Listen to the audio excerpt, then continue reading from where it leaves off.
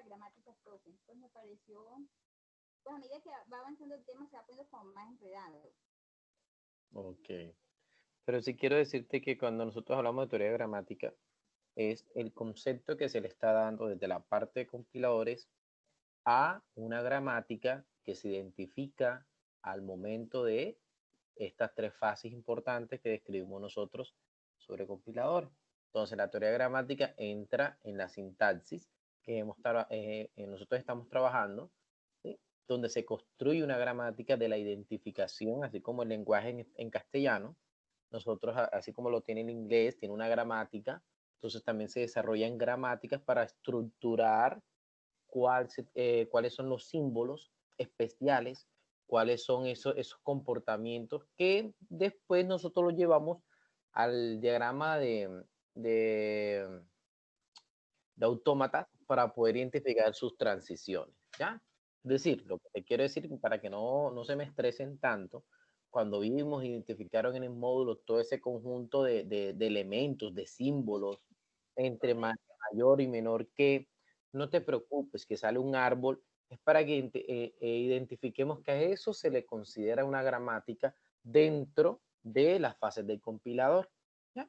Primero construimos para que sepamos cuándo se puede aceptar una palabra en particular o una combinación de códigos.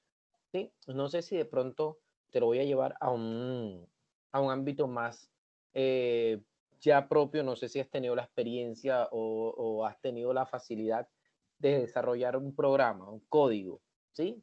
Un sistema de información en particular X o Y, o un programa como tú quieras, ya sea en C, Visual Basic, Java, C# o Python. Te das cuenta que hay una sintaxis para poder transcribir o escribir un código. Declaramos variables o no las declaramos. Si estoy trabajando programación orientada a objetos, yo tengo que identificar mis clases. A eso se le denomina gramática, a la estructura, el orden en que se van a representar los símbolos que van a ser aceptados. ¿Sí me hice entender? Sí, esa parte sí, sino que cuando ya empezamos a hacer, profe, pues realmente pues yo me estoy como enredada en la parte cuando ya empezamos a hacer los ejercicios de aprendizaje, donde empezamos a Ok. hacer los reconocedores, descendencia del lenguaje, para la gramática, que hay que empezar a hacer como todo ese proceso. Ok, bueno, igual ahora vamos a mirar un poquito, vamos a revisar otra cosita más sobre esos conceptos que voy a ver acá en el módulo y vamos a avanzar a toda la temática que tenemos nosotros acá. ¿Cómo vas con las actividades? ¿Ya las entregaste todas? Sí, voy al día. Eso es lo importante también, ¿oíste? Sí, voy al día y ya estoy mirando ya las próximas, las que hay que entregar esta semana, como para no cogerme del tiempo, porque estamos teniendo Vale, mucho problema con la internet acá en el sector. Están haciendo ok. mantenimiento, entonces estoy bregando a adelantar todo lo que se pueda. Bueno, cualquier cosita, me deja el mensaje, me escribe.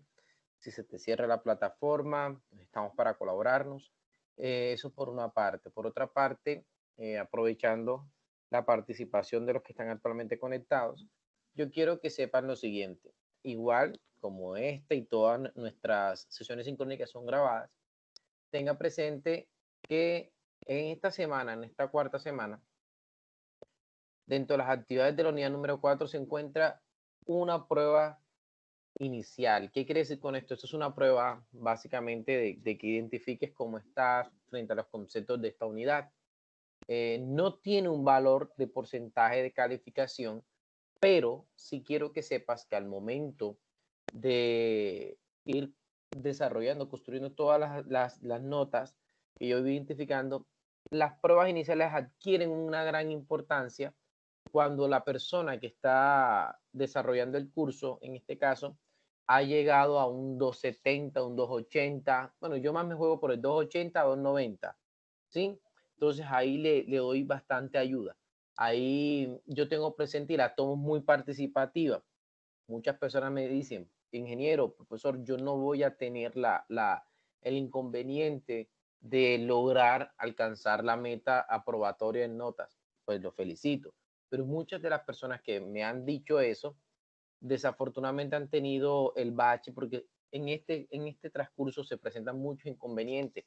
Hay personas que se demoran al entregar, de pronto se cierran las fechas y cuando vamos sumando las actividades les parece muy poquito, que 4%, y no, solamente le prestan atención a las otras que son más fuertes, pero se dan cuenta que esa sumatoria equivale a un 30%, y si en ese 30% no logran entregar completamente, suceden ese tipo de inconvenientes. Y es lo que yo menciono muchas veces. A veces dejar actividades por no realizar, porque a veces no le dan, digo, es poquito lo que vale. No, yo recomiendo mucho que lo haga, yo recomiendo mucho que lo presenten, que traten de hacer al máximo su esfuerzo, que eso se ve reflejado al final del curso. ¿Verdad? ¿Alguna pregunta hasta aquí?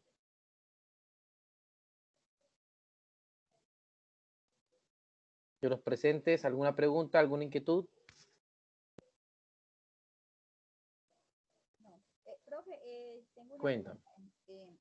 Nosotros hicimos hace poquito, pues fue un examen, pero fue muy básico.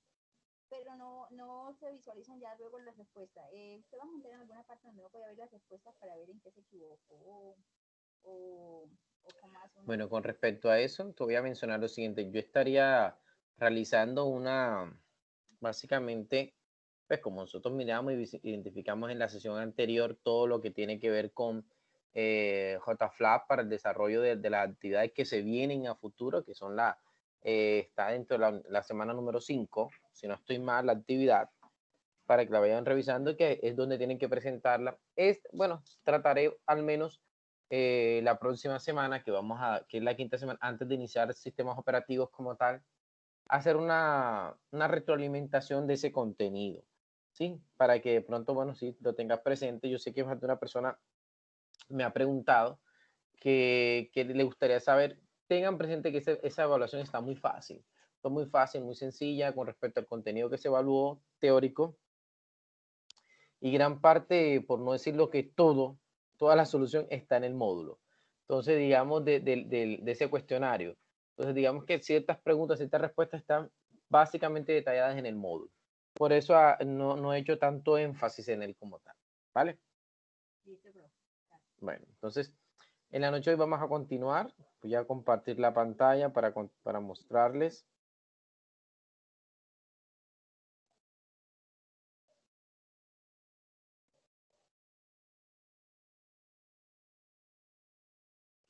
Listo, aquí tenemos, bueno, la unidad número 4, que ya es esta parte, como lo mencioné, sobre la teoría de gramáticas en particular y el procesamiento dirigido que se vemos nosotros acá, ya es básicamente la identificación, como lo mencioné en un momento dado, a un lenguaje de programación, el desarrollo como tal para poder desarrollar un reconocimiento de estos símbolos en particular. Por eso se dan cuenta que obviamente se tiene en cuenta la transición o el desarrollo de los autómatas finitos, así como la implementación de todas estas reconocimientos de gramáticas, ya de símbolos. Es que cuando hacemos un reconocimiento de gramáticas tenemos que tener en cuenta aquellos símbolos que aparecen en un momento u otro. ¿Sí? Y teniendo en cuenta que hay símbolos que se tienen que ir declarando, cuáles son los símbolos de entrada, cuáles son los símbolos de salida. Por eso es que si tú tienes en cuenta cada uno de estos símbolos, tú puedes hacer una representación muy sencilla de lo que ellos te estén mencionando. Un ejemplo aquí en este caso, dice primero gramática para expresiones en infijo y las traduce a posfijo. Para eso toca identificar cuándo se refiere a un infijo y un posfijo, que está acá visualizada arriba. Pero para poderlos ir así como a ciencia cierta, la gramática en este ejercicio tan sencillo lo puedes derivar a través de este árbol. Aquí tienes las expresiones que tú ves aquí para poder identificar una variable, un símbolo y otra variable, ¿sí? Pero esta variable me va a reconocer, es el símbolo que está acá. Esto para identificar este proceso que tú ves aquí.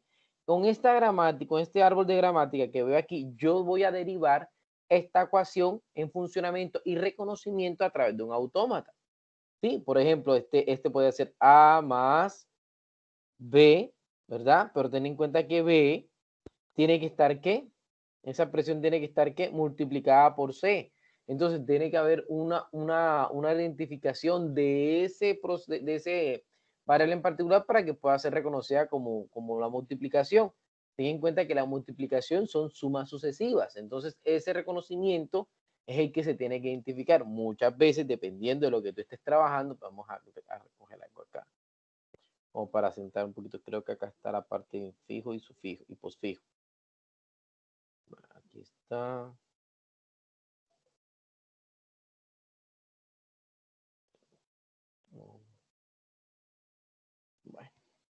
Bueno, no se visualiza acá la parte de fijo y susfijo. Bueno, en este caso, como son de aprendizaje, pues yo hago una recomendación muy sabia en este caso para ustedes. Es, bueno, cuando hablamos nosotros de infijo y posfijo, pues hablamos de, digamos, de cierto orden en particular para reconocer los atributos que tiene nuestra gramática, ¿sí?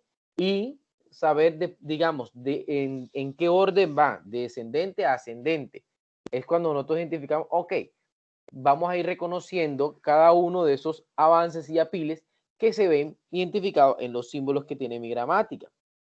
Por ejemplo, aquí tenemos esta matriz en particular para reconocer básicamente cada uno de estos símbolos que tú ves acá, ¿sí? Que me van a permitir a mí trabajar de manera descendente, teniendo en cuenta que yo tengo que identificar los símbolos de izquierda a derecha. Luego vas derivando la secuencia de estas gramáticas paso a paso. Esto, digamos, no vamos a hacer mucho énfasis en esto, porque sí me interesa que sepas en qué consiste la gramática en particular, ¿sí? Pero tampoco que es, la vamos a enfocar como tal. Por ejemplo, este ejercicio ya es más enfocado al lenguaje de programación, ¿sí? ¿Cómo voy identificando yo dentro de mi lenguaje de programación, mi compilador, cada una de estas distintos símbolos o expresiones? Aquí lo vemos, el if, el while, ¿sí? Son expresiones que se tienen en cuenta para poder ir desglosando todo lo que yo veo aquí. Ahora, pues obviamente te vas a dar cuenta que así como se reconoce cuando una instrucción está desarrollada o programada, ¿ya? Que se tenga en cuenta la sintaxis, posteriormente reconocer esa gramática, que es reconocer los símbolos que yo estoy utilizando, que están internamente en mi lenguaje de programación.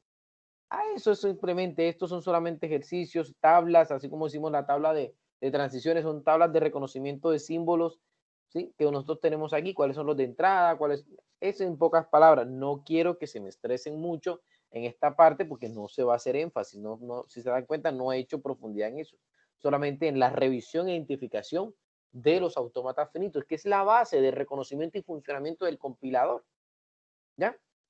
Y por último, la fase que nos corresponde identificar, que es la fase de síntesis del compilador. Nosotros en la sesión anterior estuvimos pues tocando varias pautas de la fase de síntesis, que ya sintetizar, recopilar, básicamente toda la estructura de lo que nosotros queremos identificar en el compilador, es decir, como primera medida, generar el famoso código intermedio, que es el que me va a mantener la semántica del programa, el programa traducido que va a estar entre comillas, de lo que se espera aquí, que esté en alta calidad, y el uso efectivo de los recursos que en este caso serán del equipo, del PC, como cuál, del procesamiento, del buen código, el buen desarrollo de las líneas de código bien desarrolladas, bien identificadas, porque son representadas por mi teoría de gramática, ¿verdad? Mediante una tabla de símbolos, la representación de cada uno de estos y el programa traducido al lenguaje un poco más distinto. Entonces, cuando esto va a ser, nos toca es, tras tres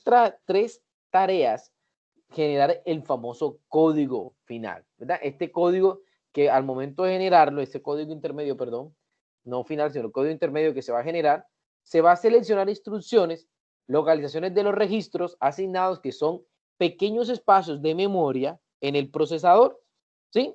Y posteriormente ordenar cada una de estas instrucciones. Todo esto va a depender de qué, de la representación que se le dé, del lenguaje destino y el famoso runtime system. Cuando hablamos de runtime system, estamos hablando de los dispositivos que sean de conexión plug and play, ¿ya? El conjunto de instrucciones y arquitecturas de la máquina usualmente pueden ser las RISC, las SIX y las que son basadas en pila. Este conjunto de instrucciones y de arquitectura de la máquina más usuales es independiente de lo que tú estés, lo que tú sepas desarrollar, del código como tal, porque esto ya lo maneja las máquinas desde la parte de hardware, ¿ya? Y luego de tener identificado cada uno de estos, pues obviamente acá hay unas explicaciones de cómo funcionan. las características en particular que tienen, podremos decir que llegamos a la optimización del código, al punto máximo del código de ser refinado como tal. Aquí estaríamos identificando localización y asignación de esos registros en particular, el ordenamiento y evaluación como tal de esto o de este contenido, de este código, y posteriormente lo que vemos acá, la generación del código de bajo nivel. Cuando ya generamos el código de bajo nivel, significa que ya estamos trabajando la interacción entre un lenguaje assembler, que era mi lenguaje intermedio, a mi lenguaje máquina, que es el de ceros y unos. Es aquí donde vamos a comenzar a identificar cuántos son los números de bytes o bits que estará traduciendo o representando o almacenando en los registros, que son ceros y unos, puro simplemente existencia de pulsación eléctrica o no. ¿Ok? Bueno.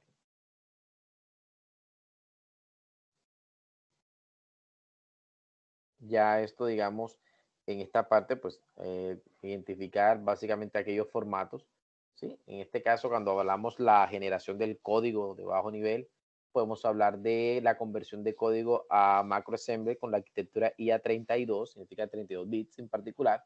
Es un formato de instrucción como tal, como está identificada la instrucción.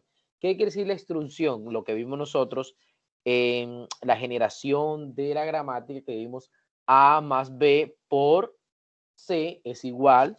Entonces, en este caso, esa es una instrucción. Toda instrucción, independientemente de la arquitectura, va a estar codificada. Sí, se le va a dar un formato de longitud como tal. Se identificará la longitud que va a tener, los bits que estarán conformando, los que están asignados para las operaciones, los que son asignados para como operandos, y de esta manera poder identificar si comparte o no comparte memoria como tal. Entonces, cada instrucción como tal que vemos acá no va a ser muy precisa como tal, pues va a incluir una forma implícita de reconocimiento, en este caso para esta arquitectura, que sería la RT, que va a retornar una llamada a una subrutina.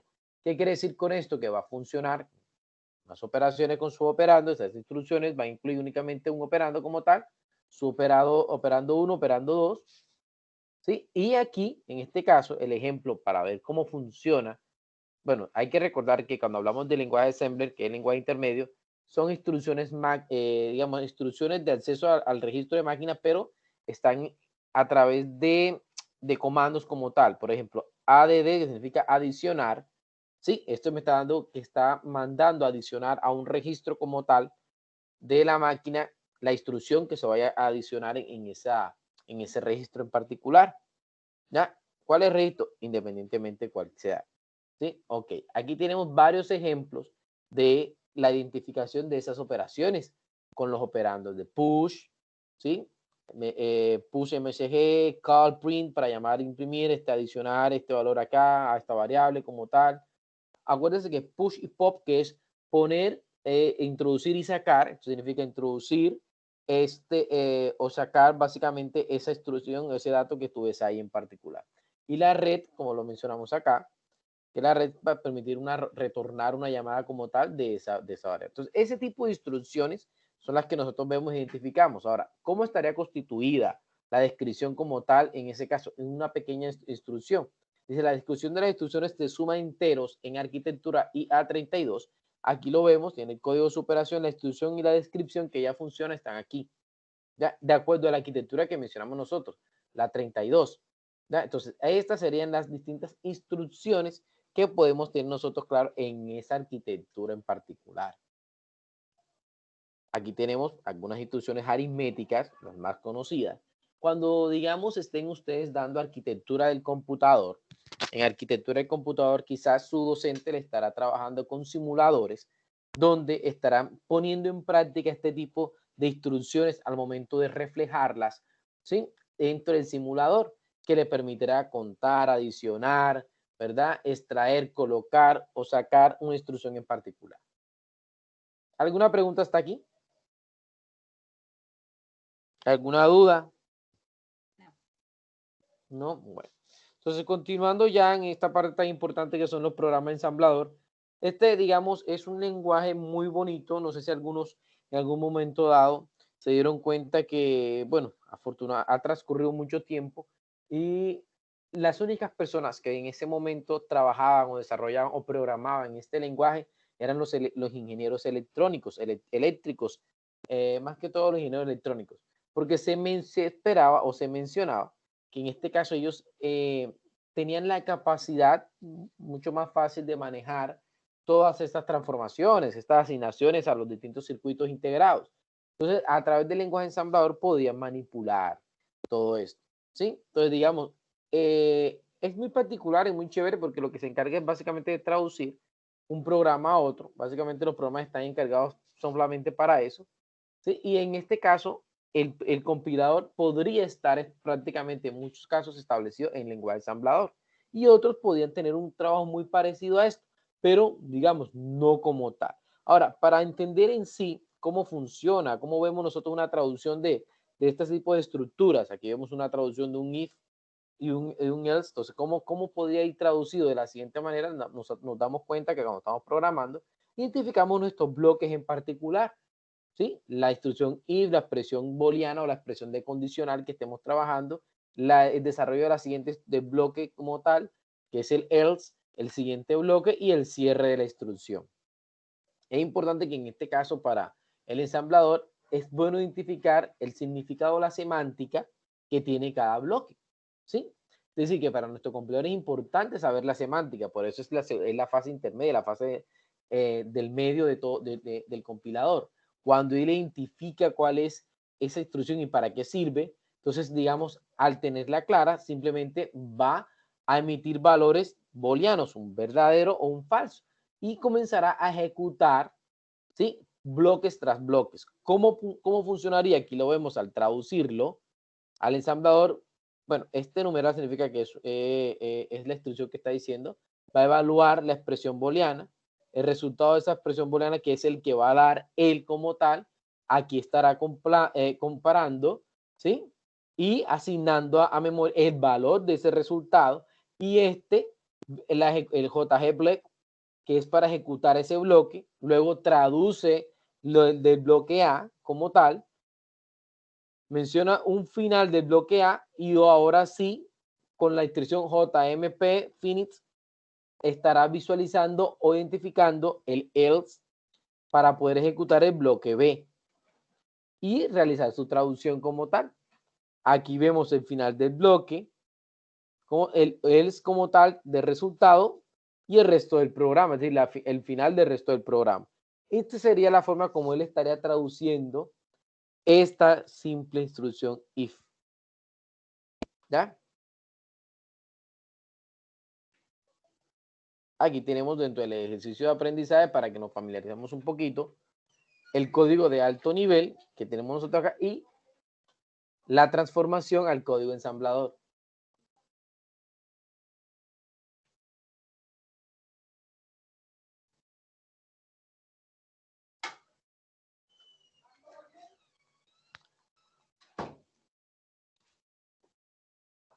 Bueno, lo mismo viene para una estructura switch.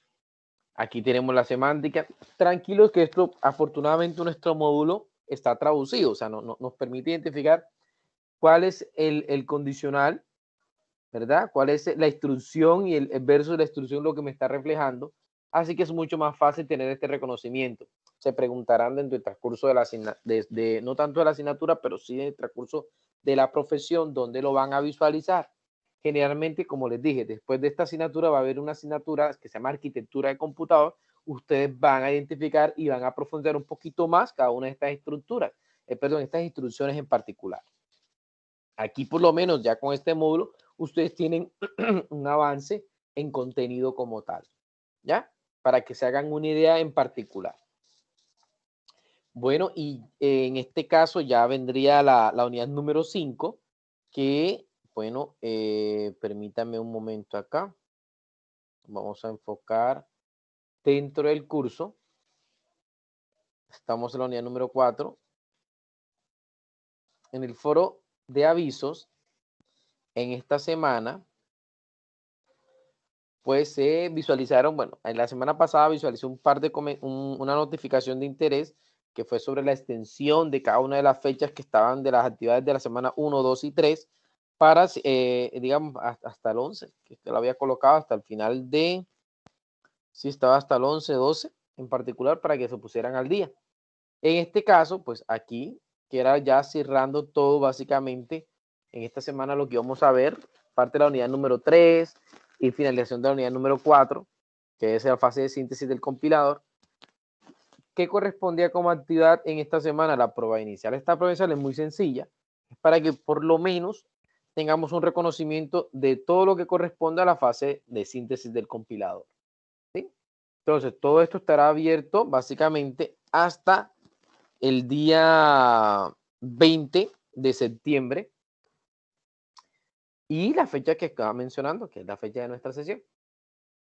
Es importante que cada momento que ustedes ingresen a la plataforma recorran, ¿verdad?, cada una de las unidades con el plan estratégico, que en nuestra cuarta semana, que aquí están las temáticas, lo que corresponde, hasta el 20 está abierta.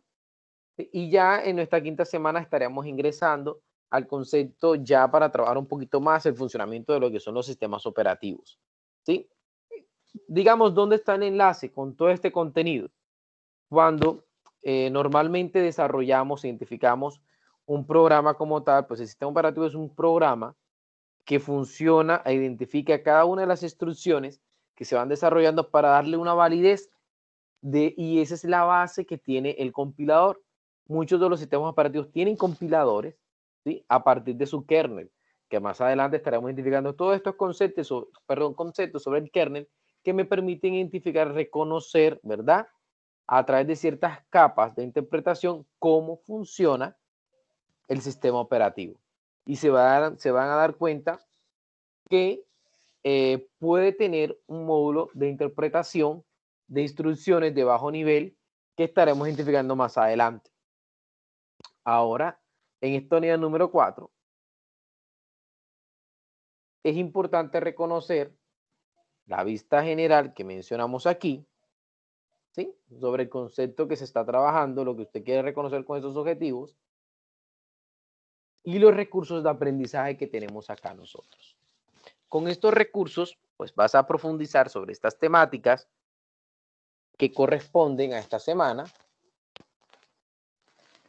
¿Por qué he identificado estos recursos multimediales sobre el desarrollo y la interpretación de los estados de transición? Porque siento que es un espacio para poder trabajar y reconocer, digamos, ciertas gramáticas que les van a permitir a ustedes en la unidad número 5 entregar las actividades e incluso la evaluación que nos corresponde. Aquí en la OVA, en el objeto virtual de aprendizaje que tenemos nosotros, puedas poner en práctica cada uno de estas como tal.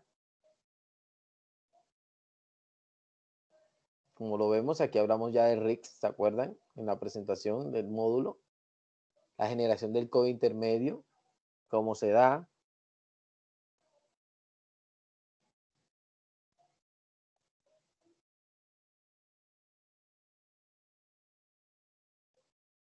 Listo. En esta unidad número 5, que es la de la semana entrante, ya estaremos básicamente reconocimiento del hardware, del sistema operativo y su relación. Es decir, vamos a ver un enfoque del sistema operativo junto con lo que se denomina un sistema de cómputo de alto nivel. ¿Sí? Entonces, ojo, los recursos de aprendizaje del anterior te pueden apoyar para la presentación de esta evaluación también. ¿Vale? Pues digamos que aquí estaremos introduciéndonos a la parte del sistema operativo, pero todavía en esta evaluación, esta segunda evaluación, más que todo el contexto de las temáticas a evaluar en particular no están relacionadas con todo esto de conocimiento del hardware, del sistema operativo y su relación, no, de lo que vamos a ver nosotros la próxima semana. Igual se los voy a recalcar y se los voy a recordar también en la sesión sincrónica que será posteriormente. Entonces, vamos a continuar visualizando y dando una introducción del conocimiento de lo que es, en este caso, todo lo que vemos acá. ¿Y qué vamos a trabajar a partir de aquí, a partir de lo que corresponde dentro de la asignatura? Es importante que tengan muy claro que esta asignatura está integrada por dos grandes núcleos, que es la creación de lenguajes de programación, que es la introducción a la computación en particular, que es toda la identificación de los conceptos que nosotros vemos dentro de compiladores, dentro de las máquinas de estado finito. Acuérdense que mencionamos lo que es una máquina de pila, lo que es la máquina de Turing, su funcionamiento, que es un poquito una modificación de reconocimiento de estados de transición, ¿sí? Y cuáles son los estados finales y estados finitos. En este caso, dando esa abreboca. Ahora, la otra parte, que es la gestión del sistema operativo y su funcionamiento, que está entrelazado en su funcionamiento con la interpretación que hacen los compiladores. Por eso que esta unidad número 5, que vamos a ver la semana pasada, perdón, la semana entrante, es la que corresponde a la interpretación desde la parte del hardware. Es decir, para que entendamos que desde la parte del lenguaje ensamblado y lenguaje de bajo nivel, cómo funciona nuestro sistema operativo, independientemente de la arquitectura que tenga. ¿Ya?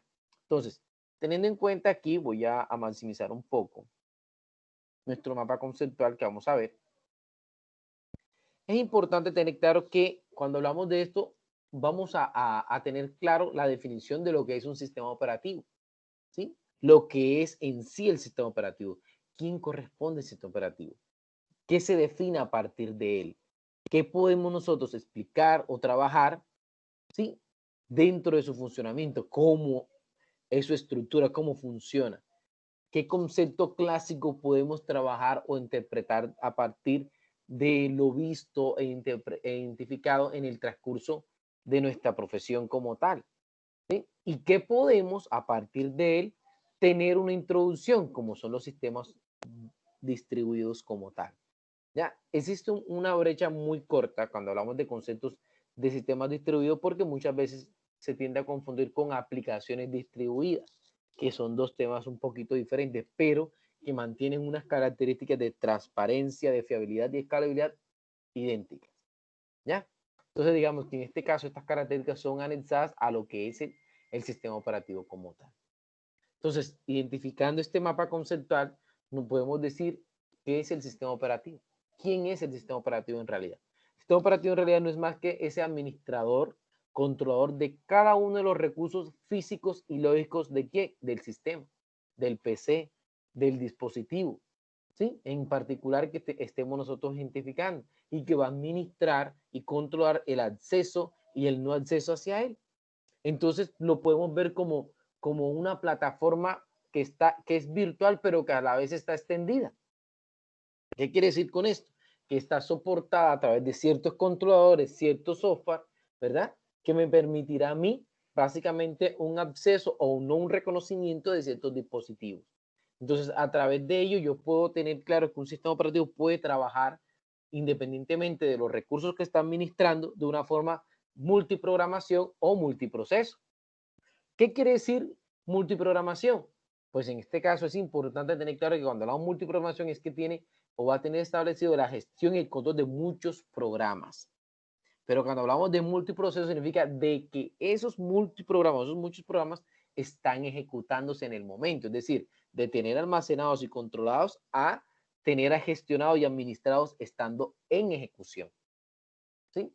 ¿Y cómo lo podemos llevar a través de esto? Bueno, normalmente, siempre, cuando nos referimos al sistema operativo, a ese software en particular, tenemos presente nosotros que nos brinda un servicio, es manipulado o trabajado por quién? Por usuarios. Generalmente los usuarios desarrollan tareas y normalmente interactúa el sistema operativo con procesadores o el procesador. Entonces, si de esta manera son básicamente, explicaríamos nosotros el sistema operativo por servicios, por usuarios, por tareas y procesadores, entonces ahí entraríamos nosotros ya a nuestra primera parte para reconocer como tal los sistemas operativos. ¿Sí? Entonces, si miramos nuestro módulo, aquí aparece una prueba inicial donde nos permite reconocer, digamos, un cierto concepto, claro, a partir de aquel enunciado. Me dice, un sistema operativo me va a permitir a mí que, si ya lo vimos arriba, solo administrar recursos, administrar, controlar dispositivos, permite ejecutar programas, controlar dispositivos, permite solo la ejecución de programas. De las personas que están presentes, ¿cuál creen que es la mejor opción? ¿La qué? B. La B, exactamente. ¿Cierto? Arriba solo dice que administrar. La C dice solamente controlar. La D dice permite la ejecución. Pero si nos damos cuenta es la integración de todas esas tres opciones. Entonces, administrar, controlar dispositivos y permite ejecutar programas. Cuando nos vamos a un concepto principal como tal del sistema operativo, ¿cuál podemos ver aquí? Archivo, proceso, gestión administrativa, control de dispositivos.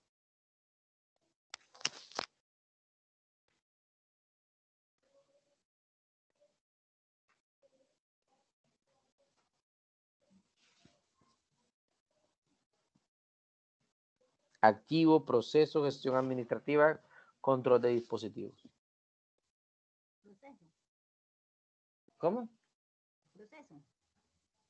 Proceso. Mira lo descartada que puede ser la pregunta. Dice, un controlador de dispositivos se asocia al sistema operativo ¿por qué?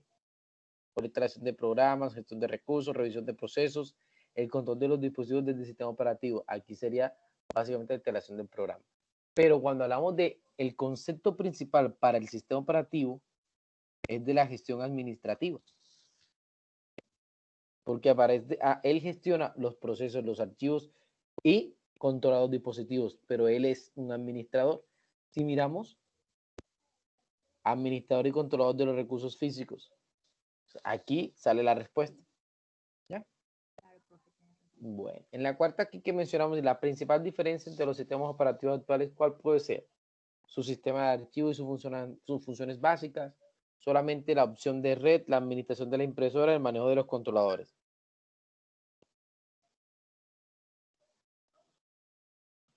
Descartamos la administración de impresora porque realmente esto es simplemente una conectividad hacia el sistema operativo para poder gestionar, administrar ese recurso como tal. Así que solamente las opciones de red, el manejo de controladores, su sistema de archivos.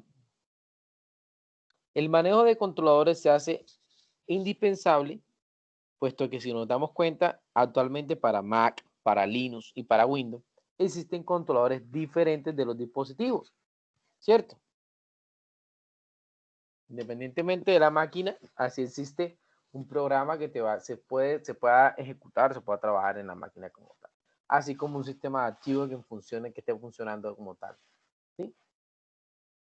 Entonces, nosotros nos enfocamos básicamente al manejo de sus controladores. Un sistema operativo administra ¿cuál de los siguientes dispositivos? El monitor, el teclado, el mouse, la memoria. ¿Cuál de esto administra el sistema operativo? De los siguientes dispositivos, el sistema operativo lo administra. ¿Un monitor, el teclado, el mouse o la memoria?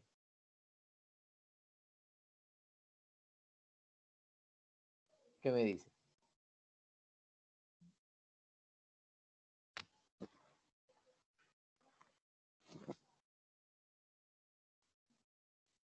La memoria no. Exactamente. Lo único que administra es la memoria, porque estos son, digamos, dispositivos controladores que se pueden trabajar. ¿Ya? Bueno, no sé si tengas alguna otra pregunta en particular para poder dejar listo establecida nuestra quinta sesión sincrónica para la próxima semana. ¿Alguna duda en particular? Buenas noches, profesor. Buenas noches, Ana Milena. Cuéntame en qué te puedo ayudar.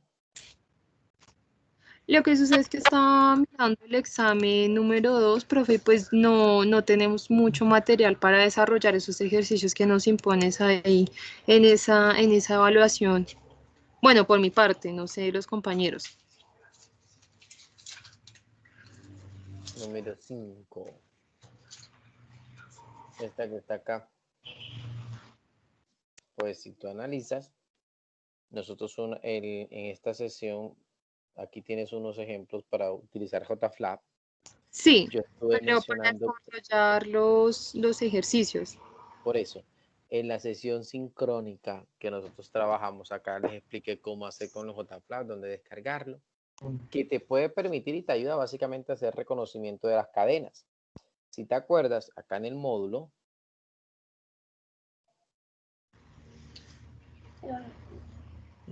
te voy a guiar un poquito más acá. Aquí. Sí, profe, de pronto fue que lo que pasa es que como mi internet está fallando, yo a veces escucho entrecortado, No, no te pero sí sería bueno que de pronto me hicieras el repasito. Bueno, te comento, mira. Aquí como lo estamos visualizando nosotros, esto es básicamente lo que tú vas a hacer en la representación cuando estés visualizando cada uno de esos ejercicios.